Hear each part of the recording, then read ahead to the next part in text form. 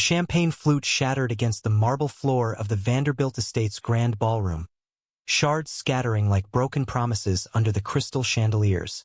Alex Harper's hand trembled as he stared at the ring, a flawless 2-carat diamond that felt more like a shackle than a symbol, sliding it onto his finger with the mechanical precision of a man signing away his soul. "To new beginnings," Brandon Ellis murmured, his voice smooth as aged whiskey. But Alex's heart screamed one name: Justin. It was supposed to be simple. A transaction wrapped in tulle and tuxedos. A merger of crumbling legacies in the heart of Napa Valley wine country. The Harpers had been vineyard owners since the gold rush, but droughts, bad harvests, and Alex's father's gambling debts had turned their sprawling estate into a ghost of its former glory. Vines withered under the relentless California sun, and the bank was circling like vultures. Enter Brandon Ellis, tech mogul turned vintner, heir to a Silicon Valley fortune built on apps that tracked your every heartbeat and sold it back to you as wellness. At 35, he was the kind of man who made boardrooms blush, tall, broad-shouldered, with salt and pepper hair that whispered power and eyes like polished obsidian. He wasn't just rich. He was the American dream incarnate, bottled and corked for export. Alex had met him 6 months ago at a charity gala in San Francisco, where the air smelled of money and desperation. Brandon's gaze had lingered a beat too long over Alex's lanky frame, his tousled auburn hair, and the faint scar above his left eyebrow from a childhood fall-off the vineyard trellis. "You're the Harper boy," Brandon had said. Not a question but an assessment, as if he'd already run the numbers. Alex, 28 and adrift after a string of failed startups in LA, had nodded, forcing a smile that didn't reach his green eyes. They talked for hours that night, about terroir and algorithms, the poetry of soil and the precision of code. By dawn, Brandon had an offer: marriage. Not love, he clarified over eggs Benedict at a waterfront cafe, but partnership. His investment would save the vineyard. In return, Alex would provide the heirloom name, the photogenic face for press releases, the quiet companionship in exchange for a life of luxury. "I get it," Alex had said, staring at the bay's fog-shrouded horizon. "It's business." But even then, the word tasted like ash. He'd signed the prenup without reading it fully, the clauses blurring into legalese fog. His mother wept tears of relief in the kitchen that night, clutching her rosary as if it were a lifeline. "For the family, mi hijo," she'd whispered, her Mexican-American accent thick with emotion. His father, hollow-eyed and nursing a scotch, just clapped him on the back. No one mentioned the elephant in the room. Alex's truth, the one he'd buried deeper than the vineyard's rootstock.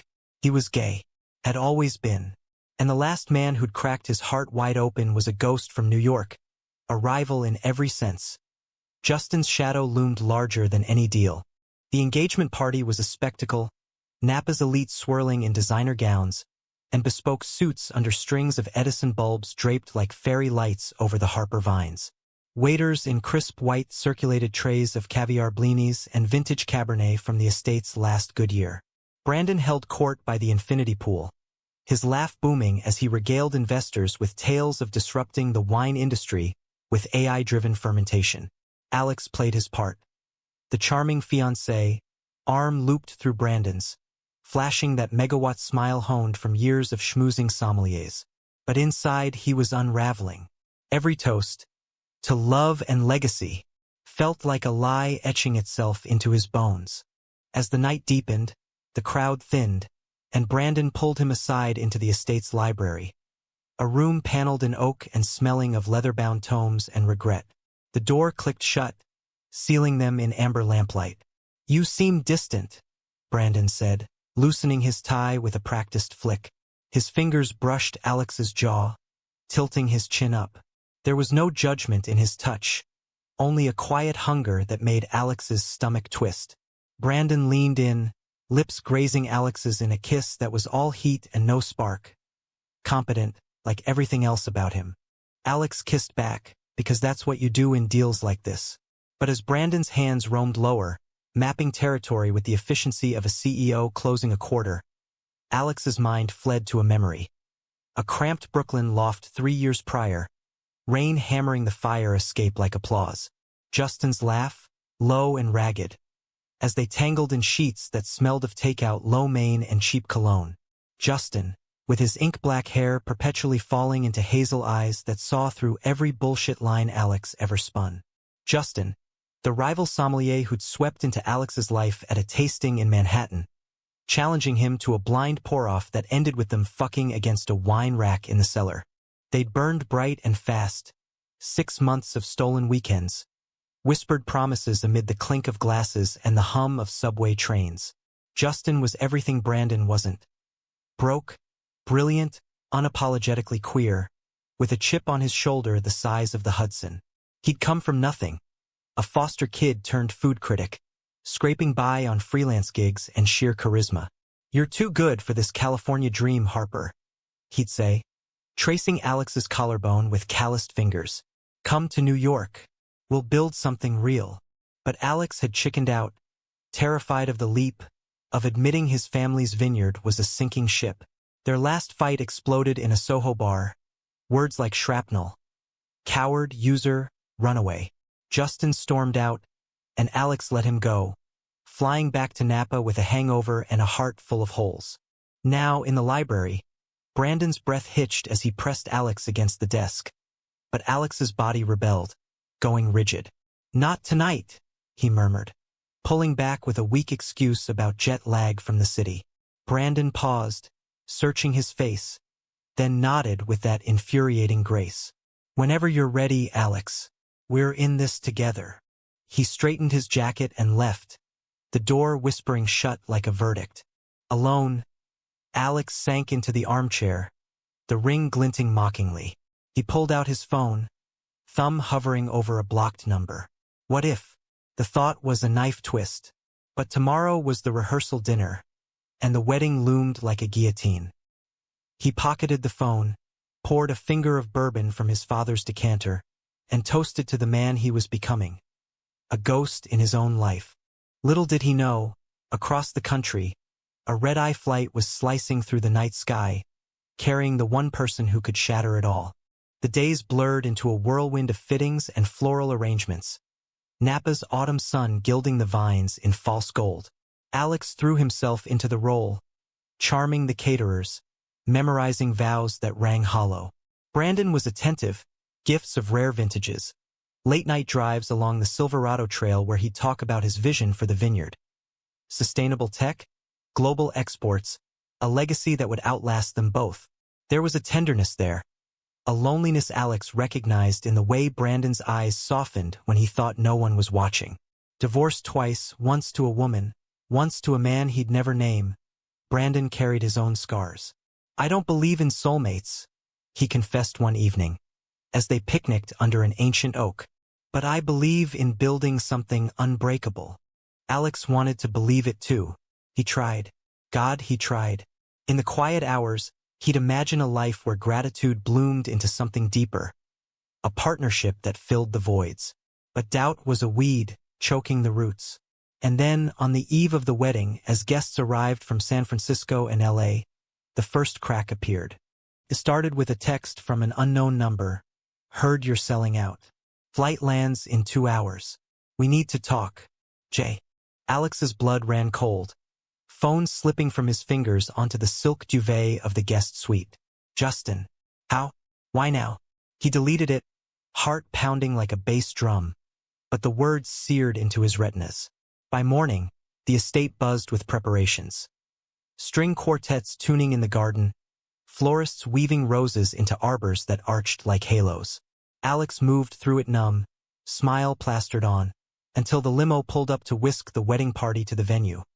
A restored mission chapel overlooking the valley, all stone arches and stained glass that painted the pews in jewel tones. Brandon squeezed his hand in the back seat, oblivious. "Nervous?"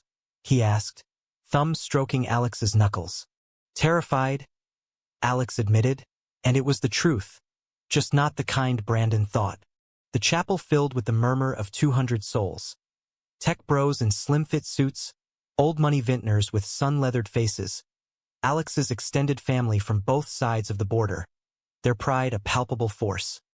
His mother dabbed her eyes with a lace handkerchief, whispering prayers in Spanish. As Alex stood at the altar, the organ swelling into Pachelbel's canon, he scanned the crowd one last time. No sign. Maybe the text was a bluff, a cruel ghost from a man who'd moved on to brighter lights. Then the doors creaked open, a sliver of late afternoon sun slicing through like judgment. A figure stepped in, trench coat dripping from an unexpected shower, black hair plastered to his forehead. Justin. Eyes locked on Alex's across the aisle, burning with a fury that was half heartbreak, half hope. The world tilted, vows forgotten, as the organ hit its crescendo. Alex's knees buckled, but Brandon's steady grip held him up. The rival had flown in from New York, and with him, the storm that would drown them all. Justin's arrival was a grenade lobbed into the chapel's sacred hush, shrapnel of stares and whispers embedding in the air. He didn't stride down the aisle like some cinematic intruder. No, he lingered in the vestibule, a shadow against the oaken doors, his chest heaving from the sprint from the rental car.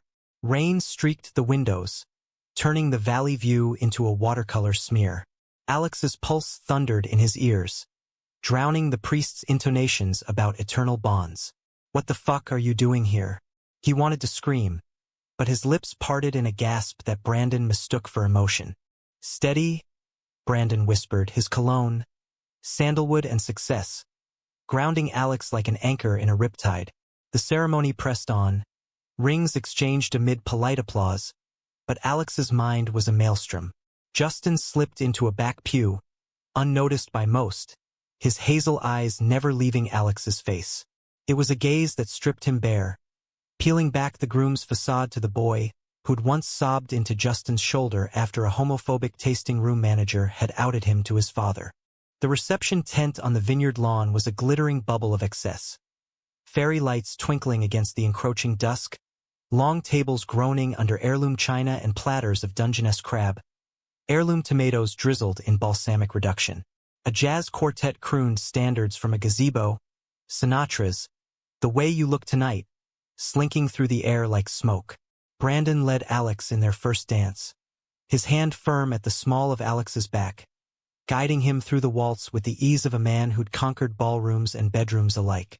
"You're mine now," Brandon murmured against his ear, and there was possession in it, but also a plea. Alex forced a laugh, twirling under the canopy as cameras flashed like distant lightning. But his eyes darted to the tent's edge, where Justin leaned against a vine-wrapped post, nursing a stolen flute of champagne. Their gazes collided, and time fractured. 3 years compressed into a heartbeat of what-ifs. Justin looked older, sharper. Cheekbones honed by city grind, a fresh tattoo peeking from his shirt cuff. A compass rose, inked the week after Alex left. For the lost, he'd texted back then, the last message before the block.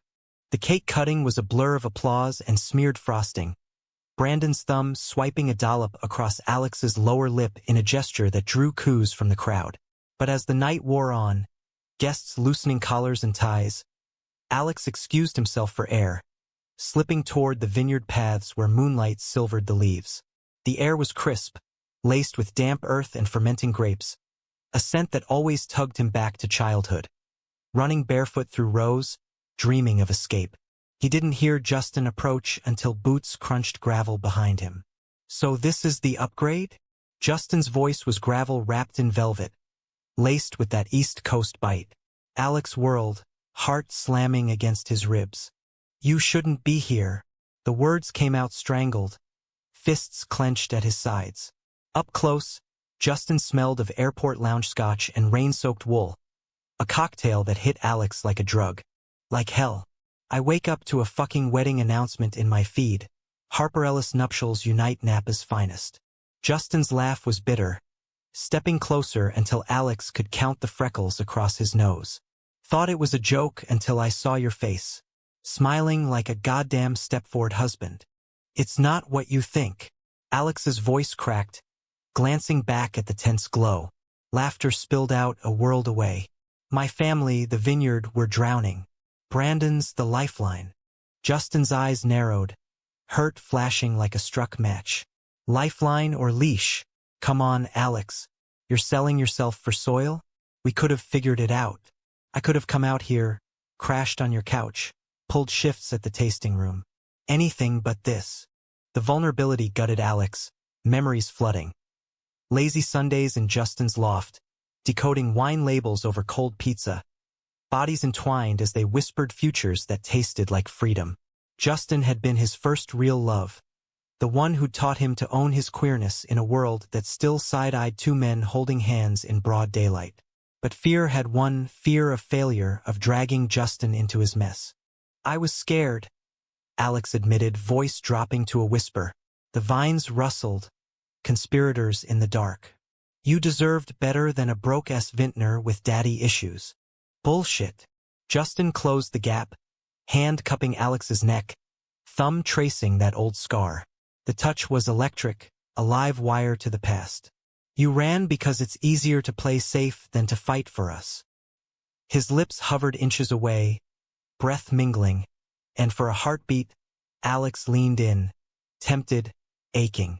Then headlights swept the path, a golf cart ferrying late-night stragglers. They sprang apart like guilty teens, Justin's hand lingering a second too long. Go back to your prince, he muttered, turning away. But don't pretend this fixes you. Alex watched him melt into the shadows, chest hollow. He returned to the tent disheveled, blaming the wind, and found Brandon holding court with a cluster of venture capitalists, discussing blockchain for grape tracking. There you are, Brandon said, pulling him close. Missed you. The kiss he planted was public, performative, but his eyes searched Alex's for cracks. That night in the bridal suite, a restored barn loft with exposed beams and a king bed swathed in Egyptian cotton, Brandon made love to him with deliberate care, hands exploring as if charting new territory. Alex arched into it, chasing release, but his moans were half-hearted echoes. Brandon came with a shudder, collapsing beside him, arm draped possessively. I love you, he whispered into the dark, the words of first, fragile as a fledgling vine. Alex lay awake, staring at the ceiling fan's lazy spin, Justin's cologne ghosting his skin. Love? It was a currency he couldn't afford, not when betrayal already soured his veins. The honeymoon was a calculated idyll. 2 weeks in Tuscany, courtesy of Brandon's private jet. Rolling hills of cypress and olive groves, villa suites with infinity pools overlooking medieval hill towns. They sipped Brunello at sunset, debated vintages over truffle pasta, and in the quiet afternoons, Brandon opened up. Stories of a closeted childhood in Palo Alto, boardroom affairs that ended in NDAs, the gnawing fear of irrelevance in a world that devoured its innovators. You're my reset, he said one evening, as they soaked in a clawfoot tub, steam curling like secrets. No games, just us. Alex wanted to reciprocate, to let the walls crumble, but Justin's phantom haunted every touch. Texts had started arriving on a burner app. Miss your laugh in the morning light. Remember that time in the Hamptons? Attached. A photo of them on a windswept beach, arms slung casual, grins wide. Alex deleted them, but not before memorizing the curve of Justin's smile. Back in Napa, reality crashed in. The vineyard hummed with new life. Brandon's crew installing sensors in the soil, drones mapping canopy health. Press junkets dubbed them the Power Pair, features in Wine Spectator gushing over their storybook romance. Alex's mother beamed at Sunday dinners, pressing tamales into his hands, while his father, sober for the first time in years, muttered gruff approvals. Should have been enough. But cracks spiderwebbed. Brandon's late nights in the office, a glass-walled edition overlooking the vines, his phone buzzing with encrypted messages. Alex pretended not to notice. Then, 6 weeks post-vows, Justin struck again. Not a text, but a package. Overnight from NYC, addressed to the estate in nondescript brown paper. Inside, a bottle of 19 Pinot Noir from Alex's last vintage, labeled in his own scrawled hand, and a note. Taste this. Remember who you are. I'm not done fighting. J. Alex uncorked it that night, alone in the tasting room, the pour glugging like confession. The wine was poetry. Tart cherry, earth, a finish of lingering smoke. One sip, and he was 25 again. Justin's lips stained red as they kissed in a Manhattan speakeasy. Tears blurred the glass, and he hurled it against the stone wall, crimson rivulets snaking down like blood. Brandon found him there at midnight, on his knees amid the shards. "What's going on?" he demanded, voice edged with something sharper than concern. For the first time, Alex saw the mogul unmasked, jaw tight, eyes calculating. "Nothing," Alex lied, scrambling up, but Brandon's gaze snagged on the label, piecing it together with unnerving speed. "Your ex? The New York ghost." He laughed, but it was hollow. "I thought we'd buried that." The words landed like a slap. Alex flinched, the ring suddenly leaden. "It's not. Save it." Brandon turned away, shoulders rigid. "I didn't buy into this for drama, Alex. I need stability. For the brand. For us." He stormed out, leaving Alex in the wreckage. Dawn broke over the vines, indifferent, as Alex realized the real merger was fracturing. Not just hearts, but empires built on half-truths. The argument hung over the estate like smog, thickening the air with unspoken accusations. Brandon threw himself into work with manic fervor. Board meetings via Zoom from the vineyard office, blueprints for a flagship winery unrolled across the oak desk like battle plans. He was civil at breakfasts, pouring Alex's coffee with mechanical politeness, but the warmth had evaporated, replaced by a chill that seeped into their bed. Alex felt it acutely. The space between them on the mattress, vast as the Pacific, filled with the echo of that shattered bottle. He tried to bridge it. A candlelit dinner on the terrace, seared scallops and a 17 Chardonnay from there, his vintage. "I'm sorry," Alex started, fork hovering. "Justin's a chapter closed. You're mine now." Brandon's eyes, over the rim of his glass, were unreadable. "Is he?" He set the stem down with deliberate care. "Because I see him in every distracted glance, every midnight scroll on your phone." Alex's cheeks burned. "That's not fair." "Fair." Brandon's laugh was sharp, a blade unsheathed. "I laid everything bare. My divorces, my doubts, and you? You're still half in Brooklyn, chasing a fantasy that left you broken." He leaned forward, voice dropping. "I need all of you, Alex. Or none." The ultimatum landed heavy, a gauntlet thrown. Alex nodded, throat tight, and they finished the meal in silence, the valley's night chorus. Crickets and distant coyotes, mocking their stalemate. Justin, undeterred, escalated. Emails now, forwarded through anonymous accounts. Links to articles on queer icons who'd walked away from fortune for love. Grainy photos of NYC wine bars where he'd poured Alex's blends on spec. Caption: "Your legacy lives here. Come claim it." Each one was a hook in Alex's gut, reeling him toward the edge. He drafted replies, "Stop. I'm married. Happy. But deleted them, fingers trembling. Truth was, the vineyard thrived under Brandon's touch. Yields up 20%, a distribution deal with Whole Foods on the horizon. His family stable for the first time in memory. Walking away meant torching it all. But erosion has a way of wearing stone to sand. It started small.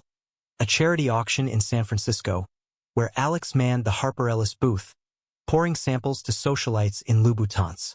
Brandon networked nearby, schmoozing a cluster of influencers, his hand occasionally grazing Alex's shoulder.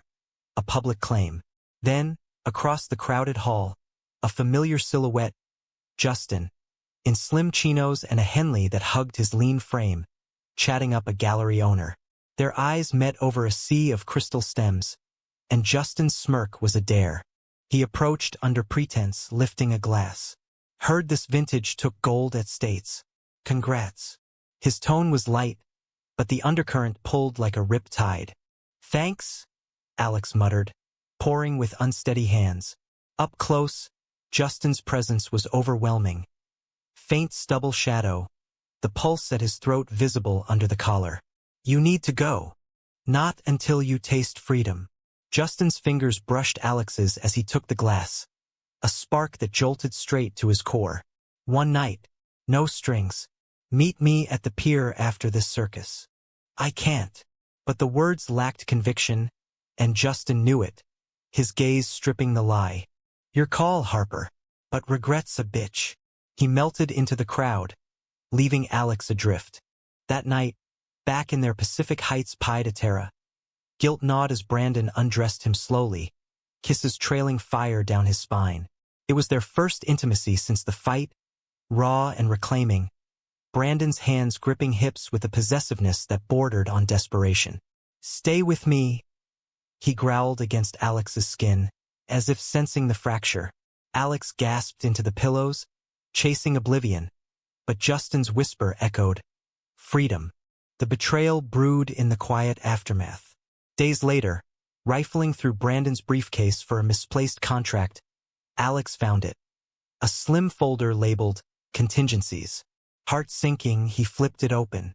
Photos, grainy surveillance shots of him and Justin at the reception, timestamps glowing like indictments. Below, emails from a PI firm, invoices for discreet inquiries into Justin's finances, his freelance gigs, even a psych eval summary painting him as unstable, opportunistic. And the kicker, a clause in their prenup Alex had skimmed. Infidelity voids the financial protections, but emotional entanglements trigger a vineyard buyout clause, transferring full ownership to Brandon. His hands shook, papers scattering like autumn leaves. This wasn't partnership. It was a trap, sprung with Silicon Valley precision. Brandon had known about Justin from the start, vetted him like a startup pitch. The tenderness, the I love you, ploys to secure the asset. Rage boiled, hot and clarifying. Alex confronted him that evening in the office. Folder slammed on the desk amid glowing monitors. What the hell is this? His voice was steel, honed by betrayal. Brandon didn't flinch, leaning back in his ergonomic chair. Insurance. You think I built an empire on trust alone? His eyes were cool, appraising. He shows up, ghosts your past. I had to protect us. The marriage. The brand. Us. Alex laughed, bitter as overripe grapes.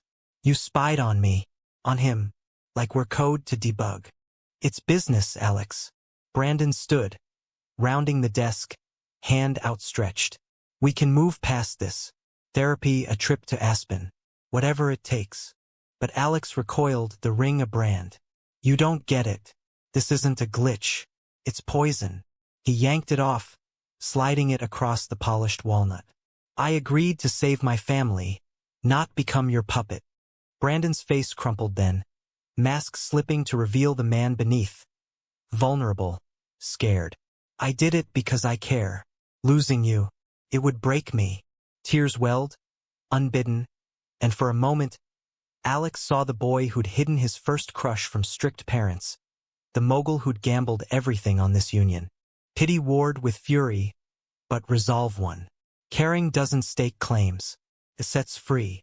Alex turned, door slamming behind him, the echo reverberating through the vines like thunder. He drove aimlessly that night, Napa's winding roads a blur of headlights and heartache. Cell buzzed, Justin. Saw the auction pics. You looked miserable. Pier. Now. The San Francisco Bay Bridge loomed, a steel ribbon under sodium glow. Alex crossed it, wind whipping through the open window, salt air a balm on raw nerves. At the pier, Fisherman's Wharf shuttered, tourists gone. Justin waited on a bench, silhouette etched against the dark water. No words at first, just a crushing embrace, Justin's body solid, trembling. I left him, Alex choked out, face buried in Justin's neck. Found out. Everything was a setup. Justin's arms tightened. A fortress. Fuck him. You're out. They kissed then, desperate and devouring. The city lights fracturing on the waves like scattered stars. It was absolution. A reclaiming. Tongues tangling, hands fisting shirts. The world narrowing to salt spray breaths and pounding hearts. They ended up in a cheap motel off Lombard. Neon buzzing vacancy, like a heartbeat. No romance, just need. Clothes shed in a frenzy. Skin on skin under threadbare sheets. Justin mapped him with lips and teeth. Collarbone, nipples, the dip of hips. as if memorizing for war. Alex arched, keening, every thrust a defiance, every gasp a vow. "I love you," Justin rasped, buried deep, and Alex shattered, tears mingling with sweat. Dawn found them tangled, coffee from a thermos steaming on the nightstand. "What now?" Justin asked, fingers tracing Alex's spine.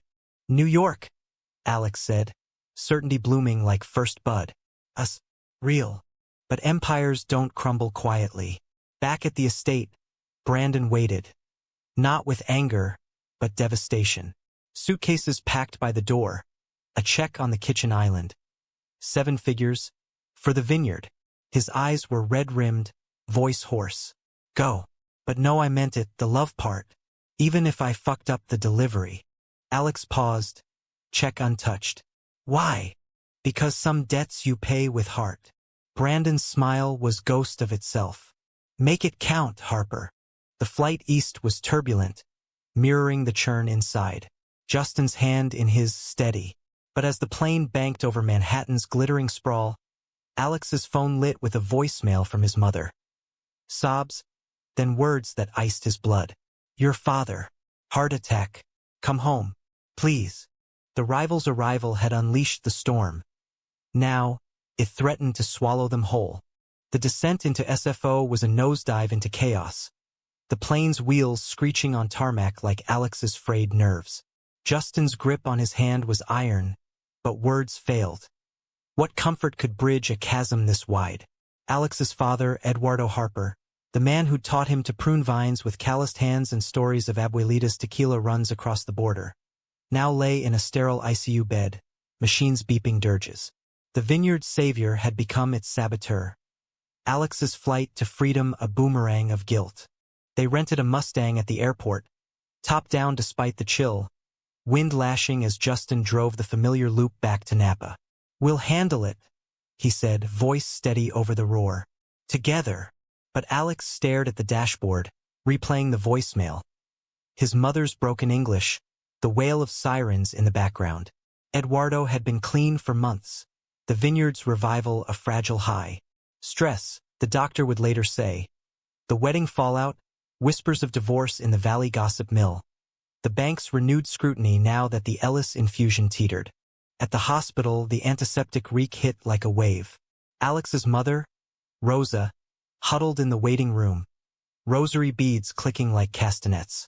She rose at his approach, eyes swollen, pulling him into an embrace that smelled of lavender and worry. "Me, Joe," she breathed, then froze, spotting Justin behind him. Recognition dawned, mingled with confusion. "You, the New York boy." "Yeah," Justin said softly, stepping forward. "Here to help." Rose's gaze flicked between them, piecing fragments. No judgment, just weary acceptance. She'd long suspected Alex's truths, her Catholic heart bending like willow in storm. "He asks for you," she said, leading them to the room. Eduardo lay pale against starched sheets, tubes snaking like vines gone wild, but his eyes, dark and fierce, lit at Alex's face. "Traitor," he rasped, but the corner of his mouth twitched. A joke, their old currency. Alex choked on a laugh sob, sinking into the chair. "Missed you too, Pops." They talked haltingly, of soil pH tests gone awry, a fox raiding the chicken coop, skirting the abyss. Justin hovered by the door, quiet sentinel, fetching water and bad coffee without fanfare. When Rosa stepped out for air, Eduardo's grip tightened on Alex's hand. "Heard. The mess with Ellis. Don't throw it all away for feelings." "It's not," Alex started, but Eduardo waved him off. "Love's a gamble like poker. Sometimes you fold." His eyes drifted to Justin, softening. "But that one's got staying power. I see it." Tears pricked, and Alex nodded, throat sealed. Outside, in the hospital garden, roses wilting under sodium lamps, Justin pulled him close. "Stay as long as you need. I'll hold New York." But staying meant facing Brandon.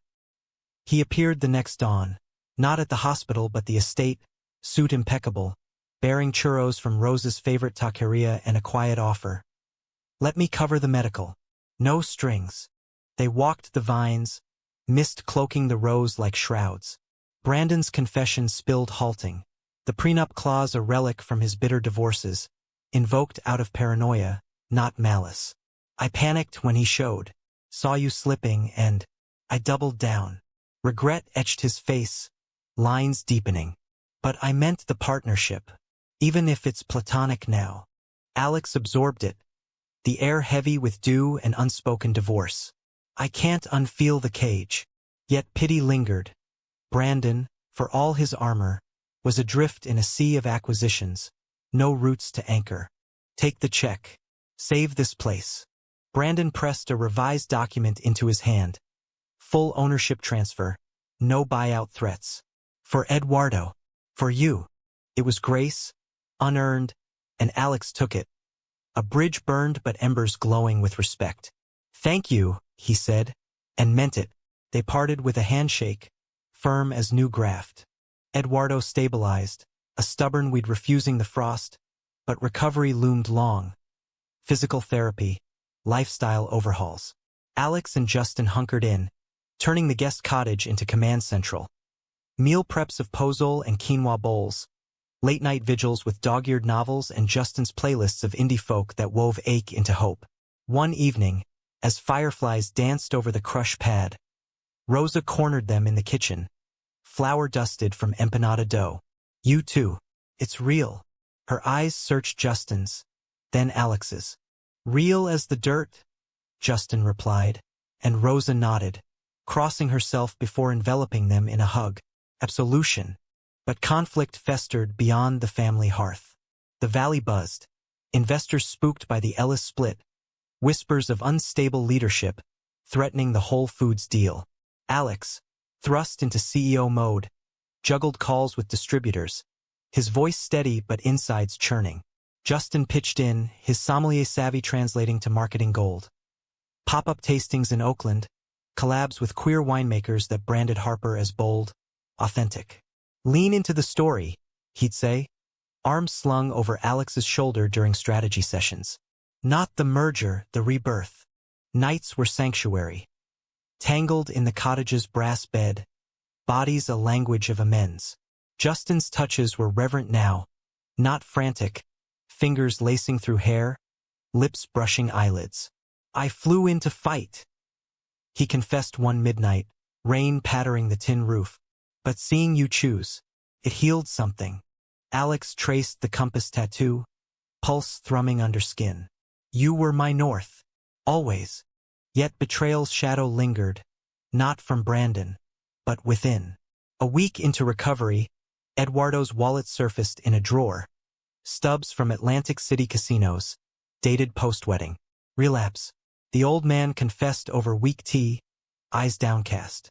Thought I could handle it. One hand. For luck. Rage flared, hot and righteous. You almost died. For what? Alex stormed the vines, shears in hand, hacking at errant shoots with vicious clips.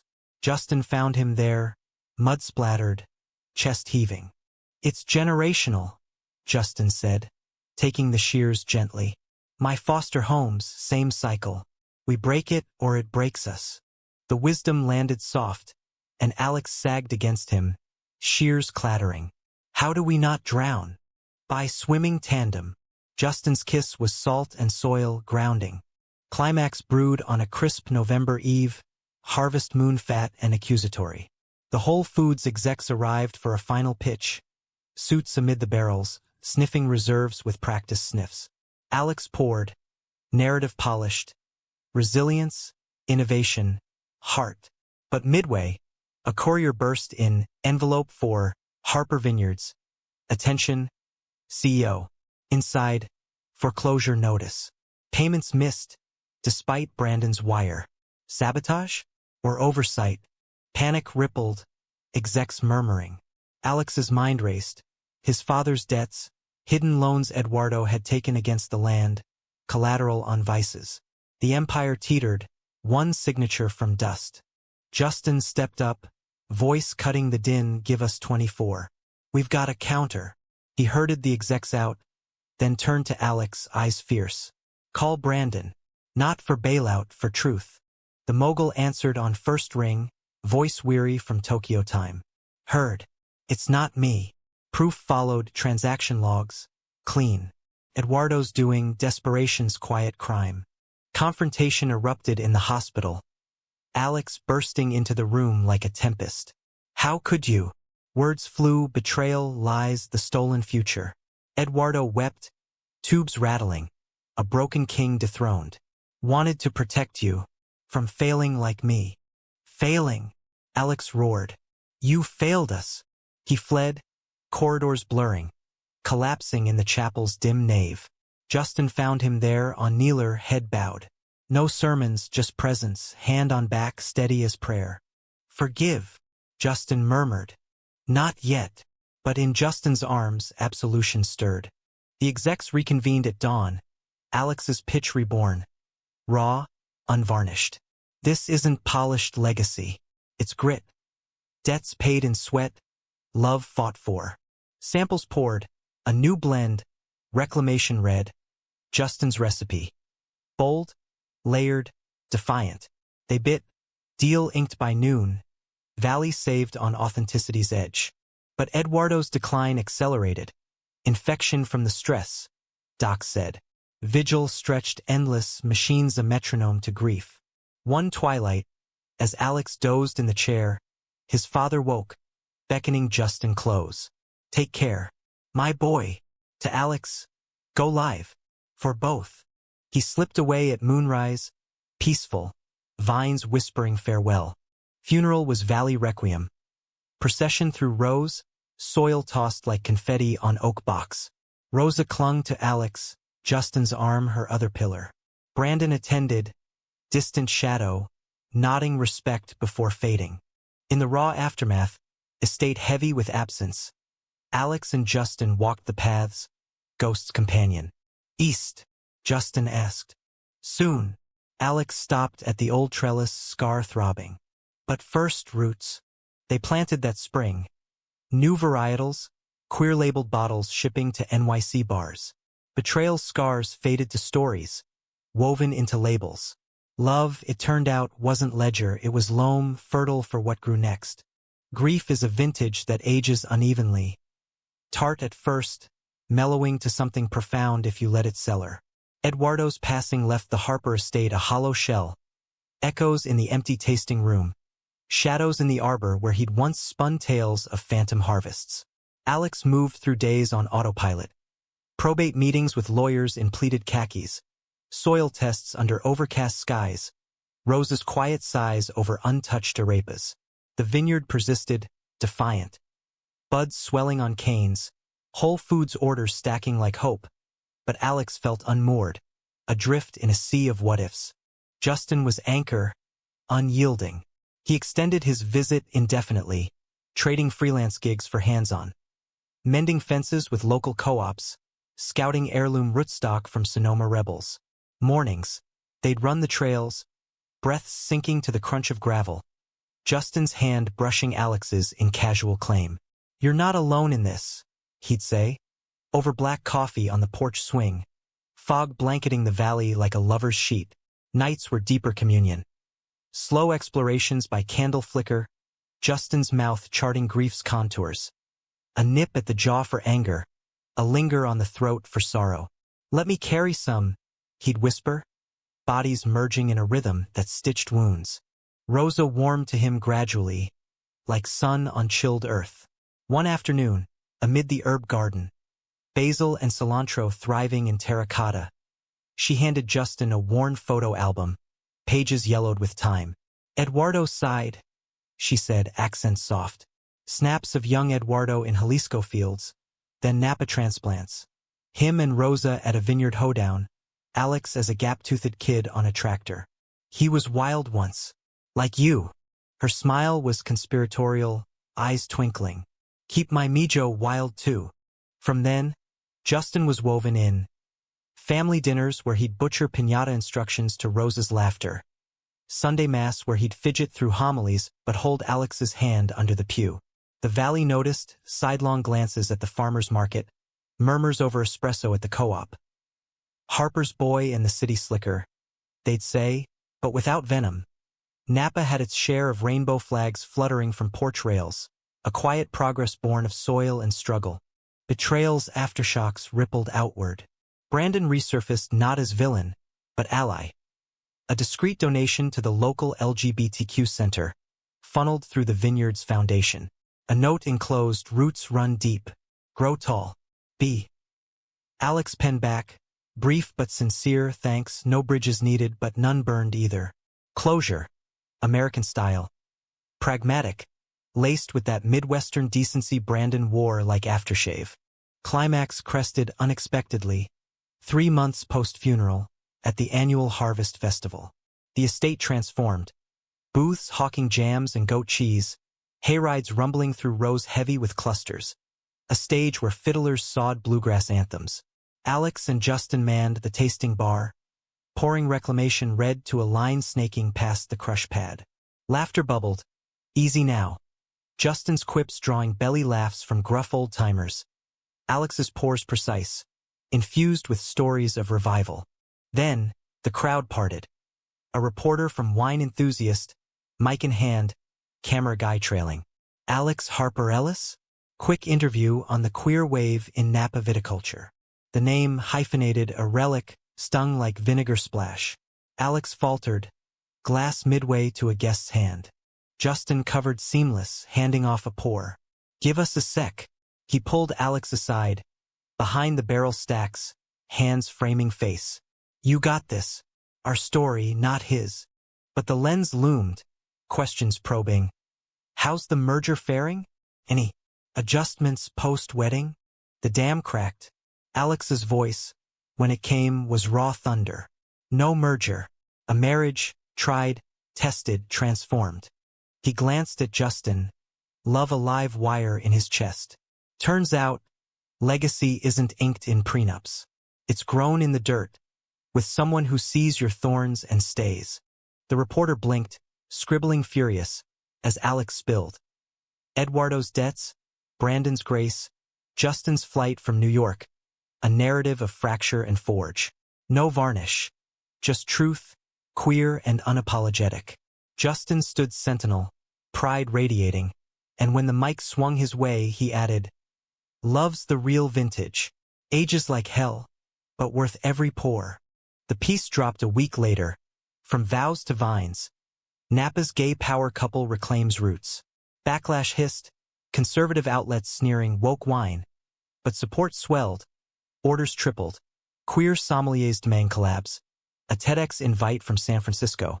Alex read it aloud to Rosa over tamales, her nod solemn. "Proud, Mijo, like your father would have been." Yet humanism's quiet core pulsed beneath the buzz. One dusk, as equinox painted the sky in bruised purples, Alex led Justin to the old trellis. The scar site, vines now lush with mission grapes. "Marry me," he said. "No knee, just a ring." Silver band etched with coordinates of that Brooklyn loft, simple as vow. Justin's eyes misted, hazel depths swirling. "Thought you'd never ask." They exchanged it there, soil under nails, moon their witness. No grandeur, just gravity. Vows whispered, to fight fair, forgive fierce, build unbreakable. The wedding was valley intimate. 20 souls under the arbor, Rosa officiating in a blend of English and Spanish, fiddles fading to crickets. Brandon sent a case of Tuscan Brunello, toast enclosed, to Second's axe. They honeymooned local, big Sir cabins, waves crashing like applause, bodies rediscovering in salt air.